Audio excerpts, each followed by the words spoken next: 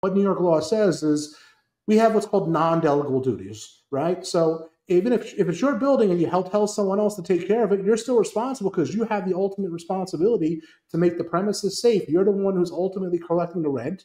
You have the responsibility to provide the safe premises. And in New York law, we also call it a habitable premises. So the landlord or the building owner is ultimately responsible, but if they've delegated their duties to third parties, such as a management company, the management company can also be sued if something within their scope of work became dangerous because they didn't take steps to maintain the property. Now, sometimes also, even though the landlord and the management company may be ultimately responsible, there's other people that can also be held liable or other companies. For example, sometimes companies are hired that negligently do work that make things even more dangerous.